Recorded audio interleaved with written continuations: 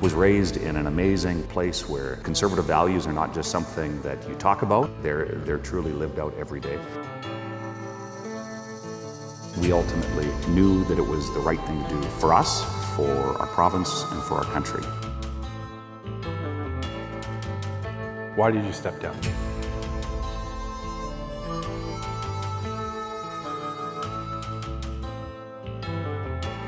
Let's take a look.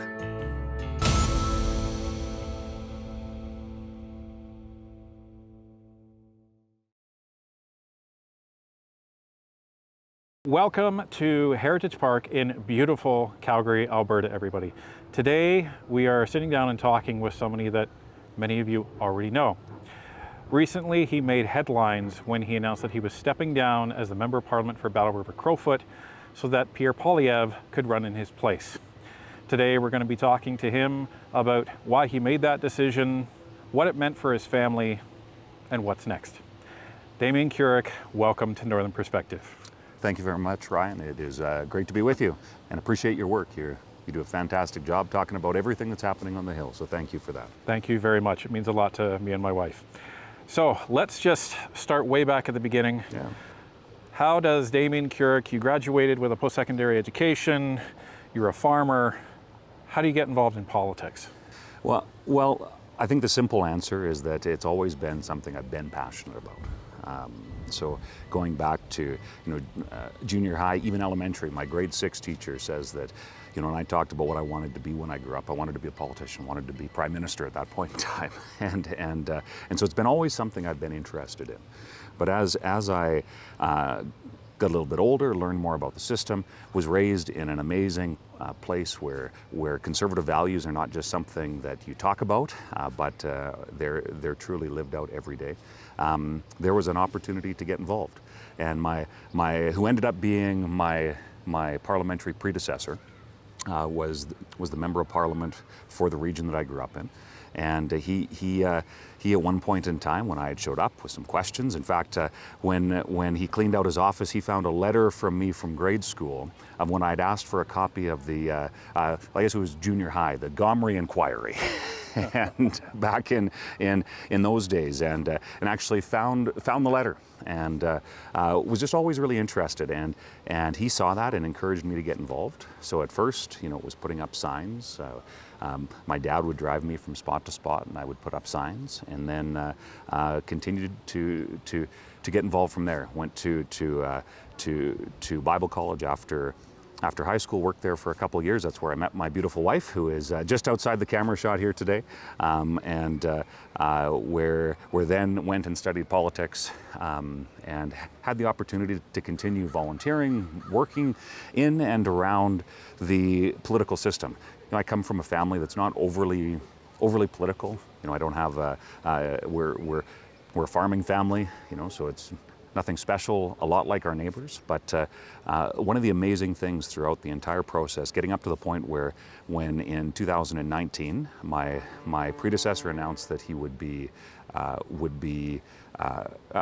not running again in the 2019 election, and I launched my nomination bid, it shows that our democratic system is accessible to people that don't have, a famous last name.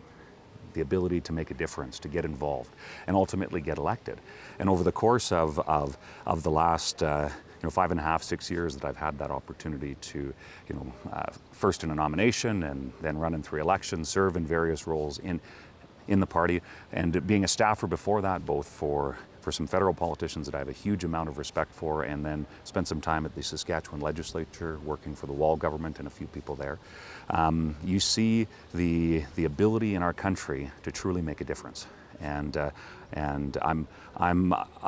think a living example of that. But I think that's a good foundational point for what kind of got us, me and my family, right? This is a family affair. Danielle and I approach politics very much like a team, right? We have three boys that age 9, 7, and 4. They're very much a part of this too, and whether that's on the political side, whether that's still being involved in the farm and that side of things, or whether it was the years that I drove a truck in the oil patch. paying for schooling. It's all part of building what that Canadian promise truly, I think, should be, and why I believe it's so important to keep fighting. And you haven't been shy about demonstrating your principles throughout your parliamentary career. One of the things that we remember most is when you stood up in the last session and you repeatedly called Justin Trudeau an unparliamentary word. You repeatedly called him a liar. And you put your colleague, who was Deputy Speaker at the time, Chris D'Entremont, in a very difficult position. And you refused to retract what you said, and he was forced to name you and then remove you. Mr. Speaker, yesterday, Liberal-appointed senators voted to gut common sense Conservative Bill C-234, an action that betrays farmers. For the last decade, this PM has repeatedly made the claim that the Senate and those he appoints to it are independent, yet this weekend proved otherwise.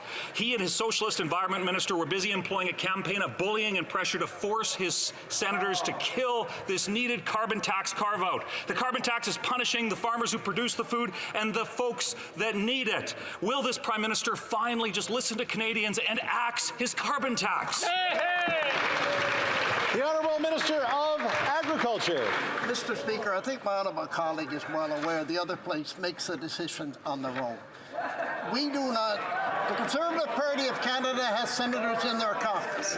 The Conservative Party of Canada does not have a policy or a plan for the environment. But I can assure my honourable colleague that we do have a plan for the environment, and that's why we're able to make an investment of $1.5 billion to help farmers, processors reduce their environmental footprint. Mr. Speaker, we have and will continue to support our farmers and ranchers in this country. I just want to say, I mean, as I said, the Honourable Minister sits right here. I can barely hear him. So let's try to keep the sound down a little bit. The Honourable Member for Battle River-Crowfoot. Mr. Speaker, I know for a fact that farmers are asking that minister to axe the carbon tax. That PM promised that the Senate would be independent, but the actions this past week prove that that is a complete farce. We know he bullied his senators. The PM himself was on the phone over the weekend telling them they had to gut Bill C-234. The Prime Minister lied, and his minions continue to lie about Whoa.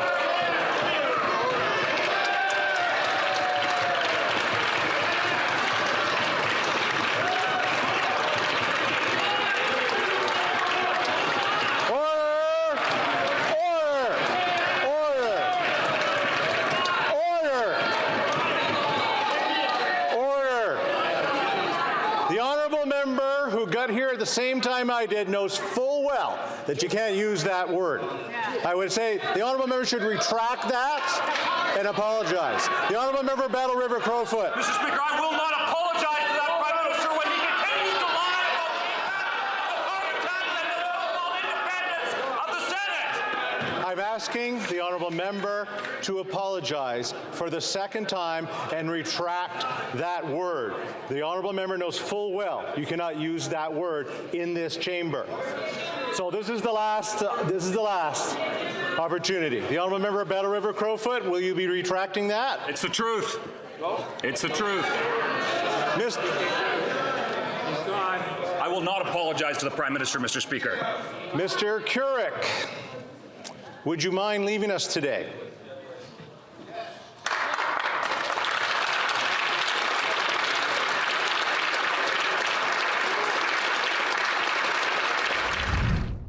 What was that like? Did you know that you were going to be standing up and saying that? Were you very anxious about doing that? Because that's something you would have known the consequences of when you were about to do that.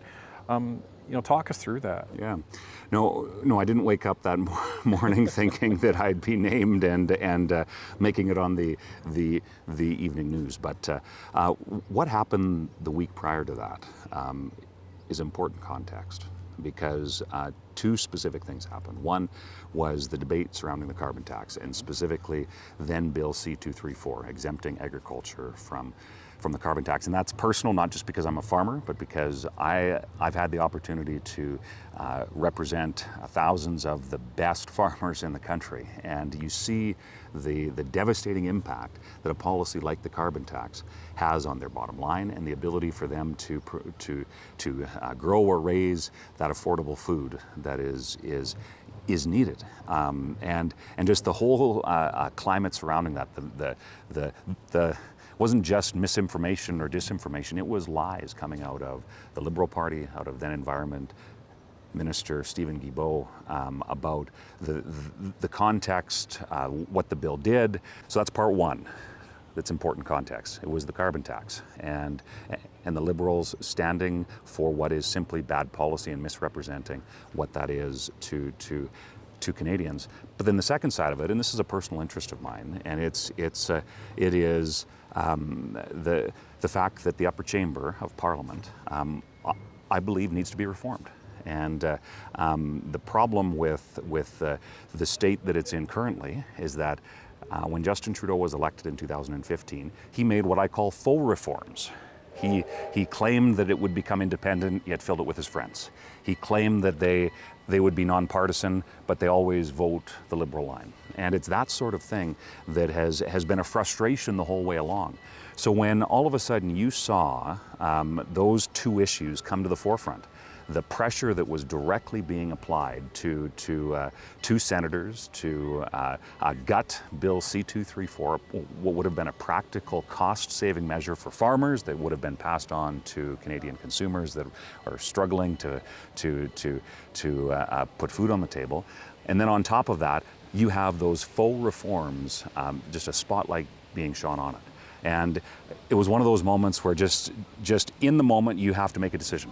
And it's like, no, I'm going to stand on my principles, the things that the people of Battle River Crowfoot had sent me to Ottawa to do. It was not to back down. It was not to, take a softened position. They expect me to stand up, and that's exactly what I did. And it I think speaks to Chris being in the chair. I think was interesting because it also speaks to him sticking to the principles of the institution, which I don't fault him for at all. Right. But I certainly wasn't going to back down and withdraw when Justin Trudeau lied about the carbon tax. He lied about the pressure that he put on senators, and we see that all of that has been.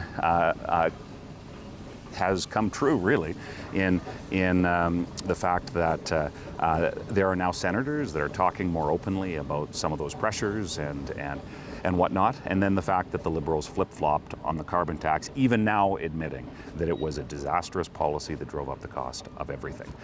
So it certainly was when I started saying the words, it was like, oh boy, here we go. But it wasn't certainly what I woke up that morning expecting to do. But I'm glad I did, because it shone light on two issues that I find really important. Well, and I remember covering that, and I remember in our commentary, we actually talked about the fact that it's amazing actually what that kind of scenario does is it shows the courage of one of the Conservative MPs, being yourself, but it also shows the contrast that we would later see with Greg Fergus in Chris D'Entremont. That is what a non-biased speaker committed to being objective looks like. He didn't look the other way because it was one of his own caucus members. He did what the Green Book says he's supposed to do, which is warn somebody and then warn them again and then name them, and then that's it. So he did what he was supposed to do, but to your point, you did what you were supposed to do as well. So, and that's the by the book type of, let's just call it behavior that we've come to expect from the Conservatives, whereas we've seen in committee the Liberals literally throwing the book in the garbage, even overruling the chair to overrule standing orders. It was the most bizarre thing in the last session. But and I remember us encouraging a whole bunch of our viewers to actually reach out to you, and your office actually replied back to us on that. So I'm not sure if that's when they first became aware of Northern Perspective, but we think that when an MP does something that is positive, people should let them know it? Because I imagine your offices hear a lot of negative things, and you don't hear, in contrast, probably a similar number of positive messages. So hopefully that was helpful for you in your office at the time. No, I appreciate that. And look, you're absolutely right. I think that people are quick to complain. And I think that's kind of the social media culture too, right? It's easy to, post a criticism about politics or other things as well. But, and appreciate that you encourage your viewers to do that, because I think that is where real democratic engagement happens. It's not just about when somebody hears that they're doing the right thing, that means a lot. So whether it was in that moment, and I know Danielle was, as the whole thing was unfolding, she's watching on CPAC back in Alberta, and I'm there, and of course I'm not able to, text her or call her as things are unfolding, and that's I think pulling out her hair there in our home in the special areas. But it's being able to encourage people to stand up for what's right. Now being a former parliamentarian, I can tell you that it does mean a lot, and whether that's constituents or even just Canadians that are reaching out and saying, hey, look, we appreciate what you did, we appreciate what you stood for, and then the next step in that process is how you get involved, not just complaining, but being able to be, it's incredibly productive, and it helps as a parliamentarian, helps remind you that you are fighting for what's right. Okay, let's get to the question that Canadians across the country have been wondering since this broke. I'm not going to put any context behind it. Why did you step down? Yeah. Look, when a member of Parliament is a leader in their own right, they're a leader in their community, they're a leader in their province, a leader in their country. And there are times in life where, and politicians are good at talking, right? So you'll talk about leadership, you'll talk about the things that you need to do. They'll talk about the things that the government needs to do, especially when you're in the perspective of opposition or in a campaign. But what, in the aftermath, and we were really disappointed with the result of the election. We were encouraged because we made significant gains, but of course disappointed that it wasn't Pierre Poilievre in the Prime Minister's chair, and all of the things surrounding that. And throughout the course of that last campaign and the months leading up to it, talking about how, if we don't win, we'll have to take serious action. And so when Danielle and I, in the aftermath of election night, talking about it, praying about it, being able to very clearly see that this was one of those opportunities where we had to take the talk of leadership and we had to act on it. And a lot of people will say, well, why did you do it? It's like, well, why not? Somebody had to, and we ultimately knew that it was the right thing to do for us, for our province, and for our country. And we believe in Pierre and Anna and their vision for the country, and to be able to stand with them in a way that only another MP could, and in addition, ensure that they had what I shared with Pierre as we started discussing these things, to say, look, we need to get you a path back to Parliament. I had some questions about rural representation because I'm very proud to be rural, and if you spent much time listening to me, I talk a lot about rural and the importance that is, but we are to be able to make that offer, and it was an offer. Of course, people online will say various things, but so let's just clarify that. Yeah. Because I think this is the second question people have. Did Pierre or the party ask you to step down, or was this completely your idea? No, it was completely our idea. Like I said, and the conversation went, we had a few questions about the rural representation side of things, and said, Pierre, we need to get you a path back to Parliament. And over the course of that conversation and a few follow-up phone calls, we made the offer, no pressure. In fact, Pierre and Anna and their team respected us through the entire process. It showed, and it's funny because you do this, and obviously it's a risk, right?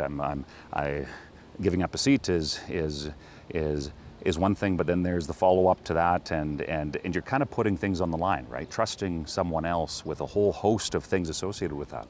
But every step of the process, Pierre and Anna have shown themselves to be the incredible leaders that our country needs. And we were glad to be able to make the offer to show that leadership, you know, on I think it was May 4th when it went public, and even that process, right? There were no leaks about it, right? We had kind of a discussion as to what it would look like. We talked to my local board of directors, because I'm a big fan of grassroots politics and involvement. So the first people that knew, outside of just a very small group of us, was my local EDA board of directors. We had a Zoom call, and I think they were a little surprised when it was Pierre Poilievre and I on the screen. And then a couple of days later, had a meeting with Danielle, and I met with Pierre and Anna, and had a really good conversation about the region and about the things, and it's stuff that I've talked to him about before, right? It's not like I've been silent on these issues. And so Pierre, in fact, there's been quite a few times where Pierre said, "Oh, I remember you bringing that up to me at different points in time. Hardesty, for example, or the Basin Wainwright, or irrigation projects, or you know, rural housing, all of these sorts of things." So Pierre is very in tune with the issues, but it was introducing them back to this region that I've had the honor to represent. But that whole first meeting was respect shown to volunteers, those who put up signs for me, them being brought on board to put up signs. They're now putting up signs for Pierre. So it was purely an offer from us. We believed it was the right thing to do. It was taking the talk of leadership, putting it into action, and we haven't regretted it a minute since. And we still believe, as I said then, and as I will continue to say, that Pierre Poilievre is the right man to be Prime Minister of Canada. The first step to making sure that happens at the next general election was getting him back into Parliament, and it's an honor to be able to provide that opportunity for him to run in Battle River-Crowfoot.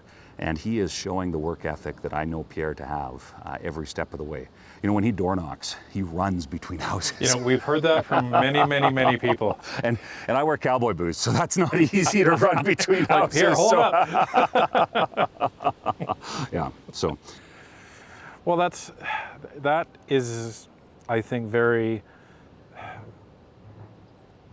just symbolizes what we've come to expect from, thankfully, many Conservative MPs. We watched your farewell speech. We made sure to cover it on our show because it was really powerful, especially when you were talking to the House and reminding not just the Liberals, not just the NDP, but all 342 members of Parliament, as you put out there, that people need to remember why they are there. Yeah. And they need to remember that it's an honor to serve. It is. And that they should be not acting out of the interests of their party, not out of themselves, but they should be putting the country above all. And wouldn't government be a much more productive place if everybody did that? Oh, it's true. And I, you know, I'm a huge fan of the institution of Parliament, right? And the history, you know, goes back, you know, that 800 plus years, right?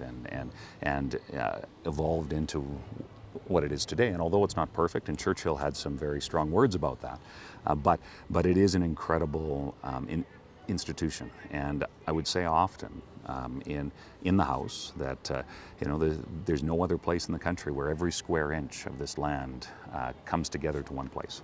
And we may not always agree. We may not always like what you know, bills get passed and the result of debates or the result of an election. But the institution speaks to something bigger than any one moment. And I always treated the chair in which I sat as I was a temporary tenant.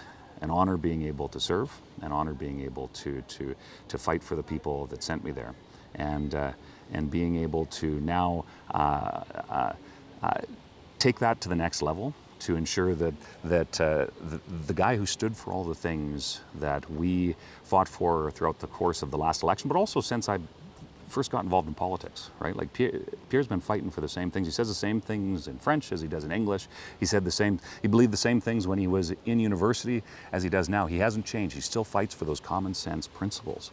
and to be able to now take that to the next level and say, okay, stepping back, allowing somebody who we believe needs to be Prime Minister to take that next step. He's working hard to earn the votes of the people of Battle River-Crowfoot, and being able to showcase what I think the best of our system can be. Was it a difficult conversation with your children, because sometimes they may not understand these things? You know, sometimes they may view this as, well, Daddy's quitting or Daddy's giving up. How did that conversation go? Yeah, good question. So Danielle and I very much made this decision together. So when we approached the boys, knowing that and we didn't really know what the response would be. You know, we knew that there would probably be some people that were happy, and we knew there'd be some people that were angry, but we didn't know what that ratio would be. And when talking to our kids, we tried to put it in language that, you know, a 9, 7, and 4-year-old would understand. And they had some questions. You know, my 9-year-old was for a while signing his schoolwork as Matthew Currick MP, but explaining to him that this is about leading, and this is about, and to be honest, I'm looking forward to being able to spend more time at home with them. They're at a very formational age, and so as we made this decision, one of the things that we're just really looking forward to in the aftermath of that is being able for me to be able to invest more in my kid's life. You know, we've continued to live locally in the special areas in a small town called Concert over the course of my time in Parliament, but that means that I spend a lot of time away from home. And while I'm sure that I'll still be very busy, you know, from farming and some other things that are happening, being able to spend more time at home with those boys of ours, I'm really looking forward to. And my dad had tragically passed away last September, and he and I were very close, and he was very much a second father to my kids, especially when I was away. Right, being a parliamentarian, you're away a lot, especially a rural one from out west. And so one of the things in the aftermath of having made this decision, and I do plan to run again, but being okay, well, we can expand on it in the future, but just being able to make sure that my boys at a foundational time in their lives have that care, and to be the present husband that I need to be for my wife, and to be able to help my mom out on the farm and my uncle on the farm. There's a whole host of things where it, in the aftermath of it, it's like, okay, this makes sense. This is a good time for this. So. Yeah, it's interesting because there was a period back, I think in December of 2023, where I considered running, okay. And our son has special needs, as our audience knows, and I was okay with everything, and it was right when I was about to get my headshots done that it kind of hit me that I'm going to be spending a lot of time away from him. Yeah. And he has a very strong attachment to me, and you know, even when I left, you know, to come to Calgary, he was really not happy. Right. So I figured, you know what, I'll take the time and be there for him when he needs me the most, and then when he's a bit older, maybe that'll make maybe that'll be a better time. So I totally understand that, and I think many parents out there will understand that. But picking up on something you just said, and something that we picked up on your farewell speech, you said it was going to be temporary. So, yeah. So you're coming back at some point, we assume. Well, that's not entirely up to me. as your viewers will know, it's up to the people of a riding to make that choice. But when I had shared with Pierre that we would be offering to resign and to trade this by-election, et cetera, as we talked about it, I did say, but look, this is not my retirement from politics. Resigning, but not retirement. And in part because I still believe that a lot needs to be fixed in this country. Our country faces huge challenges, has huge opportunities in front of it, but faces significant challenges, whether that's here at home or in the world in which we live. So yes, the plan is to run in the next election. That could be, a year from now. It could be, 4.5 years from now. We don't know what that looks like, but being able to lead by example in this time, and to continue to lead, region of the country that I'm still very passionate about, can plan to still be involved as I can in the Conservative movement. I'm not exactly sure what that looks like, but happy to help in whatever way that I can, and to when the time comes, work to once again earn the trust of the people, and would love to be able to sit back in Parliament under a Pierre Poilievre-led Conservative majority government. So, with resigning, you've had to find something else to do in addition to farming, and you made a recent announcement that you were joining a firm named Upstream. There's been some misinformation, disinformation, we call it junk information on Northern Perspective, going around social media that you've broken the law, and that you're violating this 5-year cooling off period that MPs have to do in order to actually register as a lobbyist. So let me just ask the most obvious question. Are you a registered lobbyist right now? No. Okay, so that clears that up. But why don't you explain to Canadians the difference and why this is being kind of misinterpreted? Yeah. Well, look, and in a sense, I understand, because there's a lot of mistrust of government, and we've seen over the course of the last decade where the Liberals have abused their position and the power that they have to enrich themselves. So in a sense, I understand, which is also part of the reason why I'm being totally open and transparent about this. I'm still a farmer. I was a farmer while I was a member of Parliament. I was a farmer prior to being a member of Parliament, and I'm a farmer now. The difference is now I will be spending more time in the tractor. It's a little tough to do that from Ottawa. There's a lot of technology on the farm, but it's not quite that good yet. And the party didn't offer anything. There was no, quid pro quo or anything like that. This was us making the offer, and that was it. But in sense, and started getting a few calls. But I even told those people who were interested in maybe a job offer or seeing if I would come work for them. I wanted to, like I talked about, be able to spend some more time at home and whatnot. But I told anybody who called asking those questions, I said, look, well, I have to officially resign first. So and there's, as I'm sure you and your viewers know, there was kind of a statutory period of that. So when the 17th came along, being able to have a few of those conversations and this opportunity with Upstream came along, and I think it's a good fit. It's a group that helps their clients navigate a world that is incredibly difficult to navigate, whether that be domestic issues, international, whatever the case is. And because I serve the majority of my time in Parliament on the Ethics Committee, which includes the committee that is the committee that the Lobbying Commissioner reports to, I'm very aware of the rules and am proud to ensure that I'm compliant now, and will ensure that I am compliant going forward. So it's not about becoming a lobbyist, but it's about ensuring that in the midst of this kind of weird transition stage and not being in office, being able to help serve people, and I think what will be a really, really unique and creative way. Well, as we motor along through the summer, the campaign continues. Since it was announced, the writ has been dropped. We're in mid-campaign. The voting day is going to be on the 18th of August, as we've heard. So, what is your message to your former constituents, now colleagues in the riding of Battle River-Crowfoot? I'd said it this way when I gave my farewell speech. You put trust in me in the last election, the 2 elections prior to that.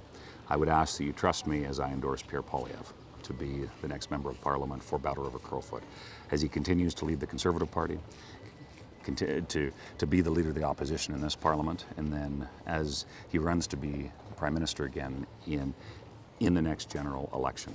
He is a fighter. He is an incredibly hard worker. stands for the common sense principles to which the people of Battle River Crowfoot understand and know so very well. And I know he will fight for them on the floor of the House of Commons if he is honored. And it's been neat to see Pierre in action because he's not taken anything for granted. He is out there knocking on doors. He's out there doing town halls, ensuring that people have a chance to connect with him. And often he says that they don't owe him anything, so he's there to earn their support. And I have no doubt that come the 18th of August. So I encourage everybody in Battle River Crowfoot, or if you know of somebody, your listeners, if you know of somebody in Battle River Crowfoot, despite it being a by-election, often voter turnout is kind of a little bit lower. I have no doubt that our opponents are going to use every trick in the book to try and make a stink. Make sure you get out and vote. And Pierre, I still believe is the right guy to be your MP now, and the right guy to be Prime Minister. And so there's also lots of other ways, door knocking, volunteering. But ultimately it comes down to votes being counted. Now it is a long writ, so I think it's 7 weeks. So it was called the day before Canada Day, all the way to August 18th. So there will be lots of opportunity for Pierre to get out and meet with folks in about the 60 or so different municipalities across the region, and they are. And I can speak from experience, they are excited to see him. They are on board with the message, from pipelines to supporting the military to ensuring that farmers have a voice. These are the common sense people that built the country, and they know from everything that I've seen and the thousands of people that I've talked to. In fact, on Canada Day, I think we were in 5 or 6 communities, did 11 events in 5 or 6 different communities. It was incredible. And Pierre and Anna, Danielle and I, crisscrossing all over. And I think people are excited about it. But you have to get out and vote. So it comes down to marking your name and whether they throw a whole bunch of names on the ballot or if it's simple, make sure to find Pierre Poilievre's name on there, mark that X, make sure that vote is cast to ensure that he can keep fighting for Battle River Crowfoot and keep fighting for Canadians. And for those of you that haven't, sign our petition that works to end the longest ballot committee, because we have specific legislation that we're recommending Parliament introduce to end that. So you can sign that. There's only a few days left. Mr. Keurig, thank you for joining us on Northern Perspective. Thank you, Ryan. It has been a real pleasure.